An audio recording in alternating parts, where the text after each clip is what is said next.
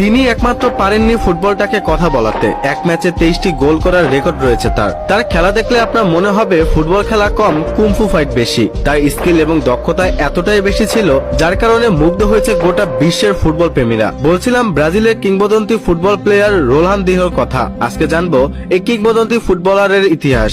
Ronaldinho নামটি শোনেননি এমন ফুটবল প্রেমী খুঁজে পাওয়া দুষ্কর। সর্বকালের সেরা ড্রিবলার, অন্যতম সেরা এই ফুটবলার তার ক্যারিয়ারে প্রায় সবকিছুই জিতেছেন, কিন্তু জিততে পারতেন আরো অনেক কিছু। হতে পারতেন ইতিহাসের সেরাদের সেরা। বিখ্যাত ফুটবলার ম্যারাডোনা বলেছিলেন রোনালদিনহো একমাত্র ফুটবলার যিনি পারেননি একমাত্র ফুটবলটাকে কথা বলিয়ে ছাড়তে। এছাড়া সবকিছুই করেই দেখেছেন তিনি। সর্বদা হাস্যোজ্জ্বল মানুষটি নিজের খারাপ অভ্যাসের কারণে অল্প সময়ই হারিয়ে গিয়েছেন লাইমলাইট থেকে। সর্বশেষ 2020 সালে যেতে হয়েছে প্যারাগুয়েন জেলেও। আজ বলছি রোনালদিনহো গাউচেকে নিয়ে।